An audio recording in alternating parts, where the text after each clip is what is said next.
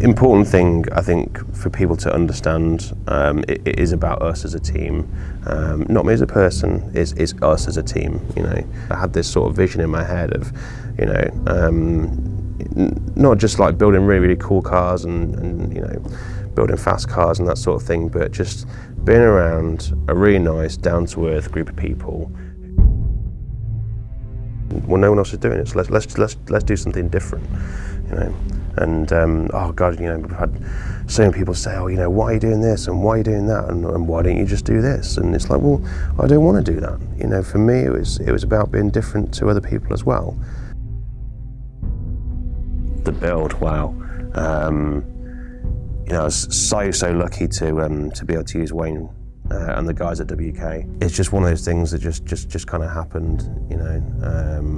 We met, we got on. He has an incredible work ethic and attention to detail that I've never seen before. Every round, like this season we've had, you know, like they've just pulled it out of the bag. They're just so dedicated, and you know, nothing's ever a problem. It's such a monster of a car, and you know, these things you can't just put them together. You know, there are so many parts that are kind of, you know, off the shelf, so to speak, but when you actually come to put them on the car, you know, there's just so much involved.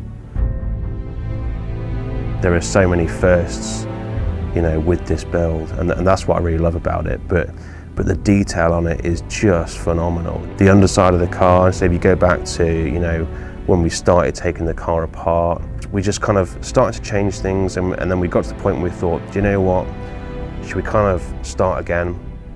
So we went back to a bare shell, and we couldn't acid dip the shell, which is a shame because of the cage, but they stripped the whole underside back to bare metal, stitch welded the whole chassis, seam sealed it all, treated it all with rust bullet, and it's just immaculate underneath, you know, and it just, I don't know, it feels more like it's my car now. Went to the paint shop, did a really, really nice paint job on it. So then we had a really nice tidy shell we could start with, and then we, you know, started putting stuff back on the car again. There are some things that, you know, we didn't use again, but there are, you know, a lot of things that we did, things like the subframes and that sort of thing. But obviously with those, you know, we took them off the car and we wanted them in the team colours. We started to get a bit of a theme going, and when we come to, you know, order the big bits like the engine, the air, that's when it got really, really exciting. For me, it had to be a Norris engine. Norris are an engine builder that I've followed for years.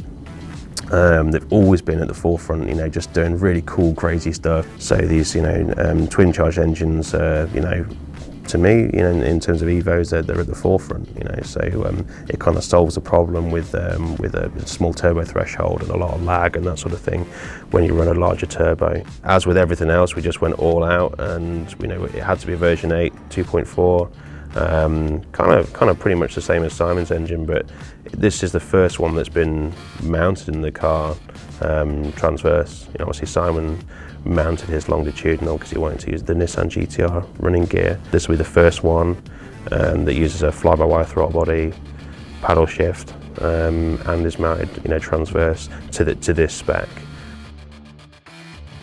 When we came to turbo choice, Wayne said to me, he said, well, what do you want to go for turbo-wise? And I think he thought I was joking. I said, what's the biggest that will physically fit in the car? And he said a 4202. And actually getting it in the car now, you realise it is actually physically the biggest one that will fit in the car.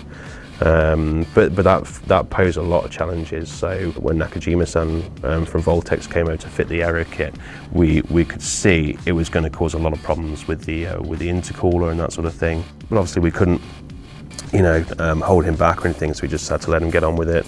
And what we actually had to end up doing is mounting the intercooler upside down, which seems like a pretty bonkers thing to do, and actually turning the turbo around, and we're going to have to run the intercooler piping in a very, very different way.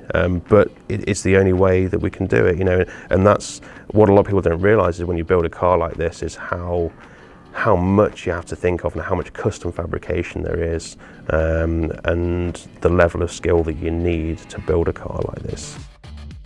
Yeah, 1200 horsepower, how's that going to feel to drive? Scary, with the power band starting at, you know, 2000 RPM.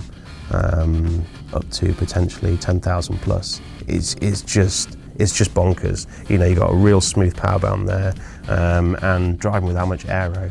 I have never driven a car with that much aero before. I need more experience as a driver and all this sort of stuff, but you know, I'm not going anywhere. I'm not in a hurry, except when I'm on the track. I'm in a little bit of a hurry then.